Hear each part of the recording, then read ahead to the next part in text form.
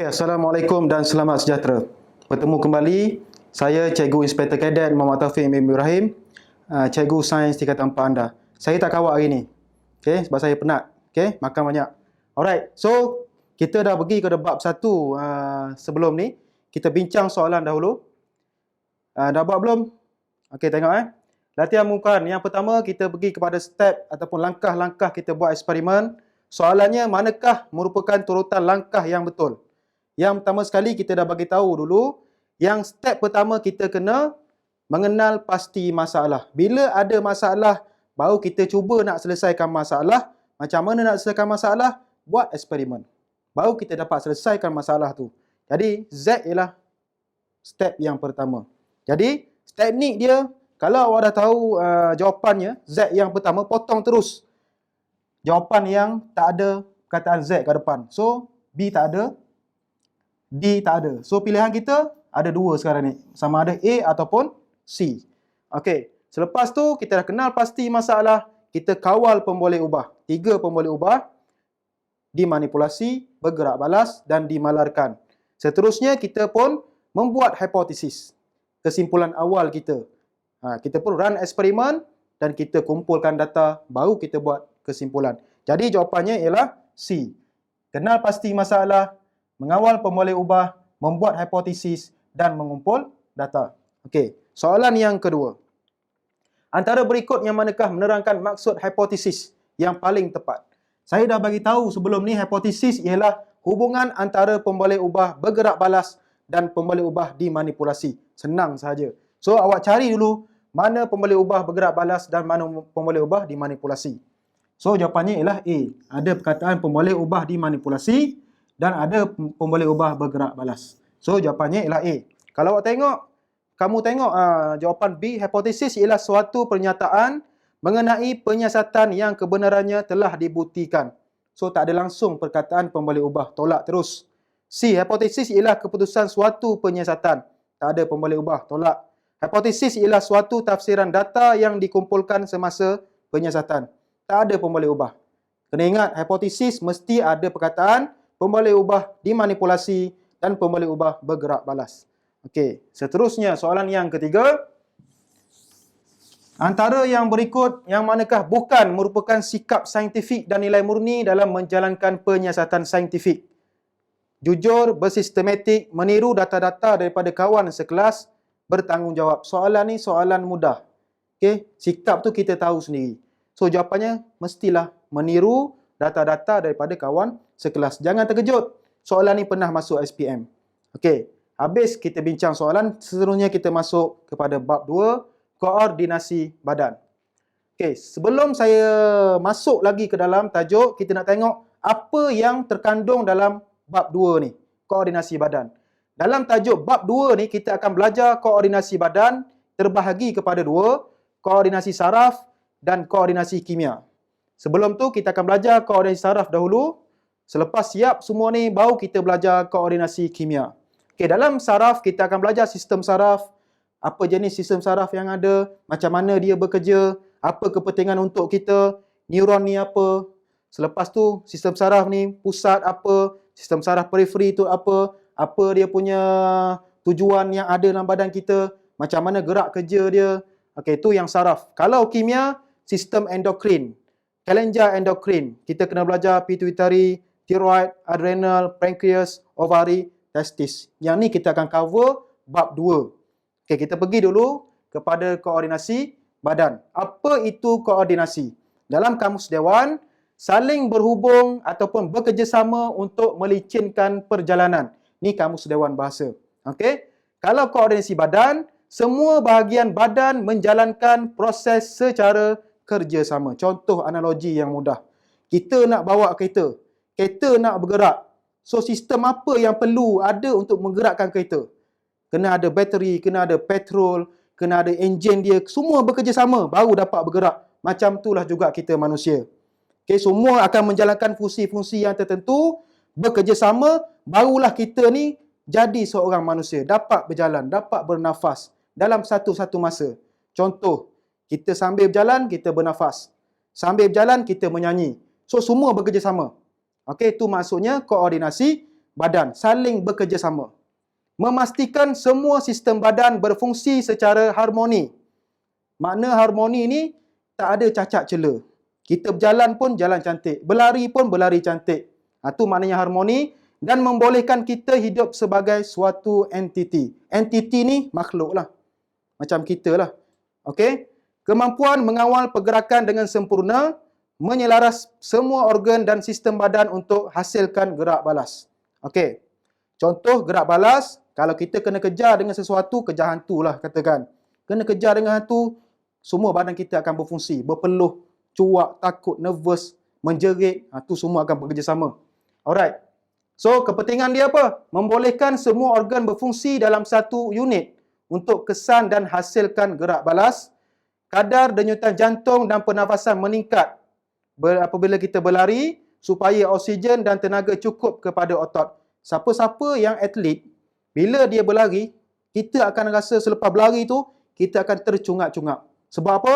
Sebab jantung pam darah lebih laju. Sebab apa pam darah lebih laju? Nak masukkan oksigen ke semua otot kita supaya kita tak cramp. Faham? Okey? Mengekalkan kepekatan hormon, bahan kimia pada paras yang normal. Okey, hormon banyak dalam badan kita. So, koordinasi badan ni penting untuk kita normalkan kepekatan hormon supaya kita ni dapat hidup sebagai manusia yang normal dan harmoni. Okey. Okey, kita pergi kepada bahagian yang pertama, sistem saraf manusia. Sistem saraf manusia terbahagi kepada dua. Yang pertama, sistem saraf pusat. Yang kedua, sistem saraf periferi. Dalam sistem saraf pusat, kita terbahagi pula kepada dua, iaitu otak dan saraf tunjang. Nanti saya akan explain apa otak macam mana. Akan ada tajuk, kita fokus kepada otak sahaja. Okey? Selepas tu, saraf tunjang. Okey, sistem saraf periferi terbahagi pula kepada dua. Sistem saraf soma yang mengawal tindakan terkawal. Apa maksud tindakan terkawal? Nanti saya terangkan. Sistem saraf autonomi mengawal tindakan luar kawal. Nanti saya terangkan juga. Okey. So, sistem saraf soma yang mengawal tindakan terkawal ni ada dua. Okey. Sistem saraf kranium dan saraf spina. Okey. Kita akan teruskan satu persatu. Okey. Ni secara gambar rajah kat mana sistem saraf pusat, kat mana sistem saraf periferi. Okey. Sistem saraf pusat, otak mestilah atas kepala kita. Okey, tak ada otak kat lutut. Okey. Otak dekat kepala, saraf tunjang daripada otak turun ke tulang belakang kita, sepanjang belakang kita. Ni ialah saraf tunjang. Kalau dalam orang Melayu ni, hantu penanggal lah, macam tu lah lebih kurang. Saraf tunjang tu. Okey. Saraf periferi. Saraf periferi ada dua, sistem saraf kranium dan saraf spina. Satu lagi, sistem saraf autonomi. Saraf kranium dia keluar daripada otak. Okey. Saraf spina dia keluar daripada saraf tunjang. Ni kita namakan sebagai saraf soma. Sistem saraf autonomi berada pada saraf tunjang di bawah ini.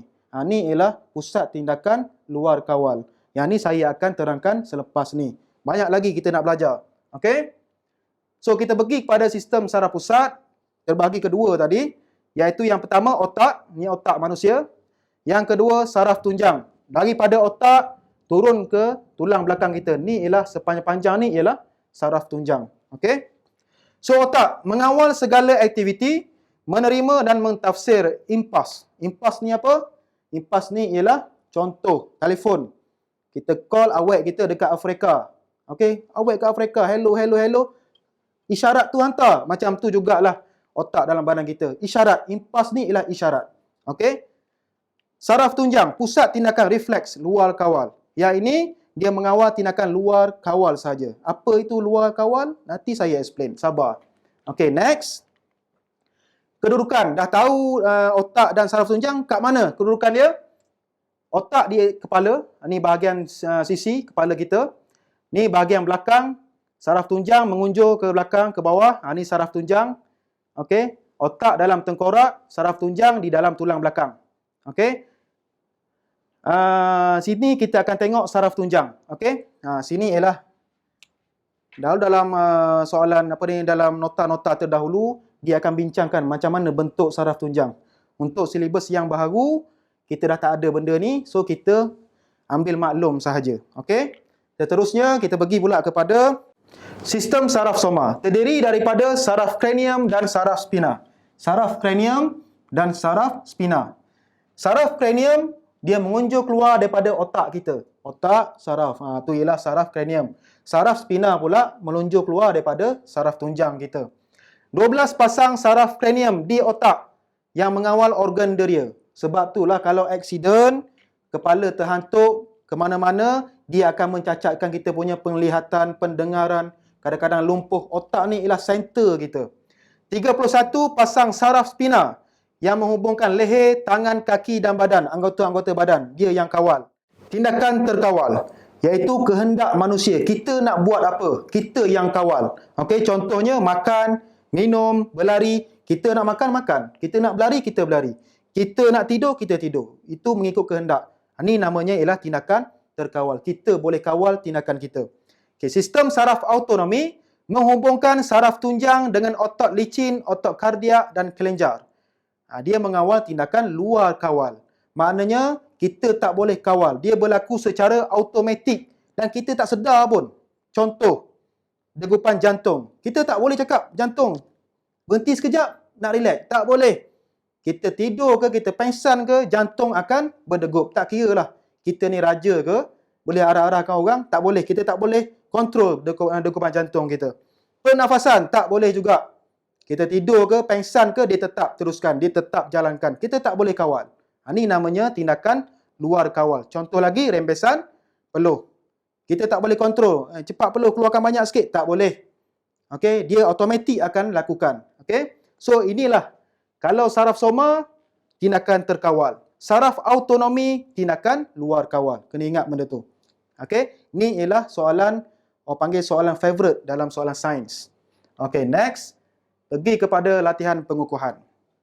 Sistem saraf manakah yang terlibat dalam tindakan luar kawal? Okey.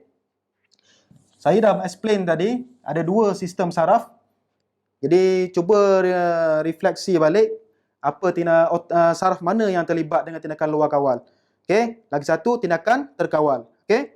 Yang kedua, antara berikut yang manakah merupakan tindakan luar kawal yang kita tak boleh kontrol? Okey. Cuba buat.